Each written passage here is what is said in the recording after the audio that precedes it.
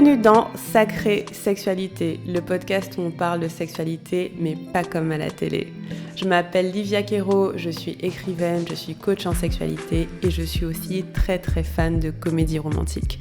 Et tu vois, dans les comédies romantiques, le sexe c'est toujours automatique, fluide, génial et parfait. Et ça ressemble pas trop à la réalité. On ne nous montre pas tous les moments maladroits, compliqués, qui sont durs à naviguer. Et on ne nous montre pas non plus toute la dimension magique, sacrée de la sexualité qui va bien au-delà de mélanger les corps. Eh bien, tu sais quoi ? Dans ce podcast, c'est exactement ce qu'on va faire. On va parler des choses qui sont un peu compliquées, un peu difficiles et dont personne ne parle jamais. Et en même temps, on va parler de la dimension spirituelle, énergétique de la sexualité qui en fait un outil qui te permet de te reconnecter à qui tu es et qui impacte tous les aspects de ta vie. Je suis très heureuse de t'accueillir dans ce podcast et je te dis à tout de suite pour l'épisode du jour. Hello mes amis, je suis ravie de vous retrouver pour ce nouvel épisode. J'ai envie de parler d'un sujet vraiment important. C'est un peu le principe de tout ce podcast et de tout le travail que je fais, mais je pense que c'est important de mettre le doigt dessus. En fait, toute la pop culture, les films, les vidéos, même les comptes Instagram, toutes les choses qu'on lit sur la sexualité montrent que la sexualité c'est cet endroit de plaisir et de paillettes et d'orgasmes puissants et c'est trop bien et c'est génial et comment on arrache nos vêtements et tout ça. Et puis, ok, et il y a nous, ou moi, comme j'étais par le passé, et on se dit, mais moi, le sexe, ça me stresse de ouf. Si le sexe, c'est un endroit qui vous stresse plus qu'il ne vous fait plaisir, est-ce que vous êtes normal ? La réponse est oui, vous êtes complètement normal. Dans la société dans laquelle on vit, en 2025 là, quand j'enregistre, le sexe, c'est stressant. Ce n'est pas censé l'être, mais ça peut être un endroit qui vous pose du stress, qui vous fait vous remettre en question, qui vous cause de l'anxiété, qui prend la tête, qu'on a envie d'éviter. Clairement, c'est le cas. Et du coup, j'ai abordé ça dans cet épisode. Vous verrez que, vous n'êtes vraiment pas seul. Il y a tellement de choses qui se passent et de conditionnements qui font qu'on se met la pression pour la sexualité et la plupart sont complètement faux. Le premier, je pense qu'il nous fait du mal à tous, c'est l'idée que c'est censé être naturel, que c'est censé être fluide et que si ça l'est pas, on a un problème. La sexualité humaine n'est pas si simple que ça en fait. Parce qu'on est très différents. Certains d'entre nous vont avoir un désir qui est très spontané et vont avoir envie de faire l'amour. D'autres, un désir qui est plutôt réactif et qui va dépendre du contexte et du mood et de si la personne nous approche. Et donc déjà, cette différence fait que comme on fonctionne pas pareil, c'est pas naturel, c'est pas fluide. Il n'y a pas une compréhension immédiate puisqu'on n'a pas forcément tous les mêmes façons de faire en fait. Donc ça, c'est la première chose. La première chose, c'est que même dans le désir, on fonctionne pas pareil. Aussi, on est dans une société qui est vachement focalisée sur le désir et pas beaucoup focalisée sur le plaisir. Il y a beaucoup de je veux, j'ai envie. Et donc du coup, on se retrouve avec l'autre qui a envie, nous qui avons pas forcément envie, ou bien nous qui avons envie, et l'autre qui n'a pas forcément envie. Et donc du coup, on se demande, est-ce que c'est moi qui ai un problème ? Est-ce que je suis désirable ? Est-ce que, je me sens rejetée, je me sens incomprise. Est-ce que je suis censée faire ça comme ça ou plutôt faire ça comme ça ? Il y a quand même cette idée de performance. Oh mon Dieu, j'arrive pas à avoir un orgasme. Ou bien, quand je l'ai, ça prend trop de temps. Oui, mais en même temps, lui, il a pas d'érection. Est-ce que c'est ma faute ? Enfin bref, franchement, c'est une prise de tête énorme. C'est parce que la façon dont on est exposé à la sexualité n'est pas vraiment en raccord avec comment notre corps fonctionne, en fait. Ça n'a rien à voir. Et donc du coup, on a ce monde autour de nous qui parle de performance et de il faut et de je dois et de oui, mais il va me quitter si je fais pas l'amour, mais en même temps, j'arrive pas à avoir un orgasme en même temps que lui.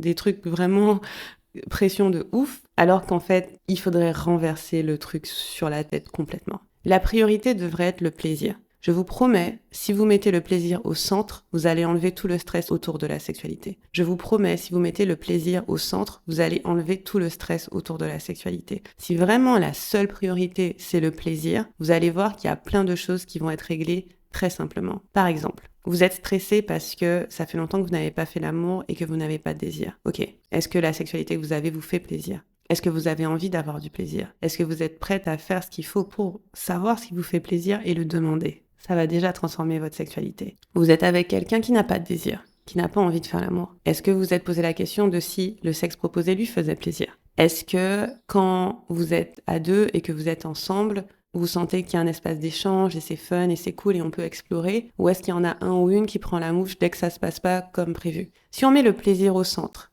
qu'on met l'ego de côté, qu'on met la performance de côté, qu'on met le il faut, je dois de côté, vous verrez qu'il y a beaucoup de stress qui va s'en aller. Par exemple, moi, une chose qui pouvait me stresser, et peut-être qui vous a stressé aussi, c'est que pendant longtemps, ça me prenait beaucoup de temps pour avoir un orgasme, notamment avec du sexe oral. Et donc là, j'étais en train de me dire, ouais, mais je peux pas le faire ça pendant si longtemps, ça va le saouler, nanana. Donc je suis en train de me prendre la tête, en train de me dire, mais est-ce que l'autre, il est OK? Est-ce que l'autre, il va bien? Et je suis pas en train de me concentrer sur mon plaisir. Par contre, si je me concentre à 100% sur mon plaisir, oh, c'est magique. En fait, mon orgasme, il vient plus facilement, de façon plus fluide et souvent de façon plus puissante parce que je suis pas en train de m'éloigner de mon plaisir. Pareil, si on quitte l'idée de bien faire ou de faire comme il faut ou de performer et qu'on se pose et qu'on se demande, OK, qu'est-ce qui me fait du bien? Qu'est-ce qui fait du bien à l'autre? Ça simplifie beaucoup les choses. Je donne pas énormément de conseils sur comment faire l'amour à deux. Je sais pas si vous avez remarqué.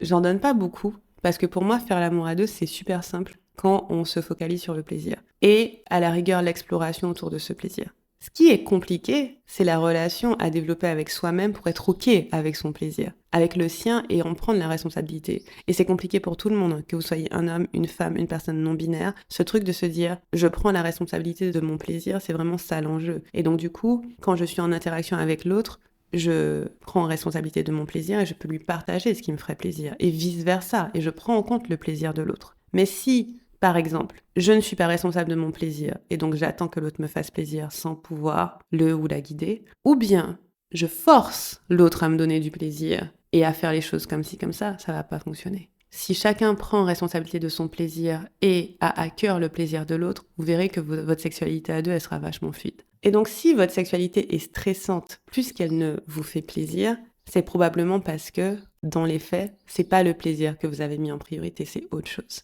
Le fait de plaire à l'autre, le fait que l'autre soit content, peut-être le fait de vous caler sur une certaine fréquence. Oh mon Dieu, les couples, entre guillemets, normaux font l'amour 1 à 3 fois par semaine. Nous, on fait pas l'amour 1 à 3 fois par semaine, on a un problème. Non. La priorité, c'est la qualité. Est-ce que vous avez du sexe de qualité? Est-ce que la sexualité que vous avez vous fait du bien, vous fait plaisir? C'est ça la priorité. Et donc si vous l'avez, j'ai déjà dit plusieurs fois, mais si vous l'avez une fois par mois, une fois par trimestre ou une fois par an, ça me va, parce que c'est la qualité qui prime. Et vous verrez que plus le sexe est bon, plus vous aurez envie de le faire et plus vous pourrez le proposer à quelqu'un. Passer par le plaisir, c'est vraiment la clé. Maintenant, il peut y avoir d'autres raisons pour lesquelles la sexualité c'est stressante pour vous. Que ce soit en solo ou à deux, c'est-à-dire par exemple, en solo, l'idée de se retrouver seul face à soi-même et d'explorer son corps, ça peut être hyper stressant. Et c'est souvent stressant parce qu'on a une attente. C'est souvent stressant parce que aussi on n'a pas l'habitude, parce que c'est nouveau pour nous. Et parfois, ce qui va nous aider, c'est d'accepter où on est. En fait, beaucoup de ce qui règle le stress, c'est d'accepter ce qui est et d'être dans l'instant présent. Mais bon, je sais que c'est facile à dire. Hein. C'est facile à dire. C'est le genre de phrase un peu bidon en mode « Ah, vois le côté positif des choses ». Ouais, c'est ça. Donc, je sais que c'est facile à dire. Mais c'est la pratique à développer. C'est accepter ce qui est là et être présent avec ce qui est. C'est ça qui va vous aider sur le chemin du plaisir et vous éloigner du stress en fait. Parce qu'on est stressé quand on a des stimuli extérieurs, donc on a des choses qui nous mettent la pression et qu'on a du mal à revenir à notre centre et à revenir à l'instant présent et réaliser qu'en fait tout va bien. Et donc voilà, si vous revenez, donc je parlais de faire une pratique solo et d'être stressé à cette idée. Si vous revenez à ce qui est présent, je suis ici, je suis dans cet instant, j'ai mes deux mains, j'ai mon corps, je peux choisir ce que je fais parce que rien ne me force à faire quoi que ce soit. Si je vais dans mon plaisir, je peux faire des choses toutes simples. Je peux poser les mains sur mon visage, je peux poser les mains sur ma poitrine, je peux poser les mains sur mes cuisses. Personne ne m'oblige. Et donc, accepter où on en est et aller vers le plaisir, ça enlève beaucoup de stress en fait. Pareil, si vous êtes à deux et que peut-être ça fait longtemps que vous n'avez pas fait l'amour, ou peut-être que vous venez de vous rencontrer, ou bien ça fait 20 ans que vous êtes ensemble et que votre sexe il est super chiant et ennuyeux et que vous voulez changer les choses. Et oui, ça peut être un peu stressant. Vous vous dites putain, mais comment faire? Simple. Qu'est-ce qui est vrai à cet instant présent? Comment je me sens dans mon corps? Et explorer ce qui me ferait plaisir. C'est facile à dire, mais je sais que c'est pas simple à appliquer, mais c'est quand même une pratique qui va vraiment vous aider. Et du coup, dans mon programme Diva le Temple, on vous aide vraiment à ces deux aspects. Revenir à l'instant présent, accepter ce qui est, parce qu'on apprend beaucoup à être en connexion et en résonance avec son corps et sentir les messages de son corps, où est-ce qu'il veut m'emmener, de quoi il a besoin dans un premier temps. Donc ça, c'est toute notre pratique de soins passe par là. Et toute la pratique plaisir, elle est vraiment dans le qu'est-ce qui me fait du bien, où est-ce que je peux aller, toujours en allant de plus en plus loin, parce que on passe de, vous pouvez passer de j'arrive pas à me toucher dans le programme j'ai un orgasme cervical. C'est tout à fait possible d'ailleurs, c'est le chemin des 8 portes. Ça commence par j'apprends à toucher ma vulve oh mon Dieu, j'arrive à avoir un orgasme même sans me toucher. Donc voilà. Après, il y a une autre dimension qui est importante, qui rajoute une couche de stress, c'est la dimension relationnelle. En fait, en vrai, le fond du problème, c'est ça. C'est l'échange avec l'autre, c'est lui dire mes besoins, mes limites, est-ce que je me sens à l'aise de partager avec lui ou elle ce qui me ferait plaisir, ce qui me fait pas plaisir. Ça peut créer de la tension, est-ce que je vais le vexer, est-ce que je vais la vexer. Et dans le temple, on travaille avec ça, avec les archétypes. Avec les 7 archétypes, donc si vous avez lu mon livre, dans le livre j'en parle de 5, et dans le temple on travaille sur 7. Avec les 7 archétypes, vous travaillez aussi sur la relation avec l'autre. Comment je partage mes besoins, comment j'exprime mes limites, comment j'arrive à être dans mon expression authentique dans ma sexualité, comment j'écoute mon intuition, tout ça, on le travaille aussi dans le temple, de façon à ce que votre sexualité soit la plus vraie et proche de qui vous êtes, et que ce soit toujours une partie de plaisir en fait, que ce soit toujours un truc hyper fun, hyper léger pour vous. Voilà, donc oui, c'est normal que le sexe soit stressant parce que personne nous a appris à le faire de façon apaisée. Ou même quand on nous a appris, notre corps, il a tellement de signaux extérieurs, que ce soit dans la relation, que ce soit dans l'environnement, que ce soit dans les films, que c'est censé être d'une certaine façon, que nous-mêmes, on a du mal à trouver notre chemin. Mais le meilleur chemin, c'est revenir à soi, s'écouter, voir ce qui est là et vraiment aller dans le sens de ce qui nous fait plaisir sans jamais rien forcer. Voilà. Je serais ravie de vous retrouver dans Diva le Temple. Normalement, quand vous écouterez cet épisode, soit on sera sur le point de faire notre formation gratuite, soit elle sera tout juste passée, mais vous pouvez toujours vous inscrire pour avoir le replay. Le lien, c'est liviakiro.fr/formation-gratuite. Et les portes de Diva le Temple sont également ouvertes, donc je serais très très très ravie de vous avoir parmi nous. Si vous avez des questions, vous pouvez m'écrire à hello@liviakiro.com. Bisous!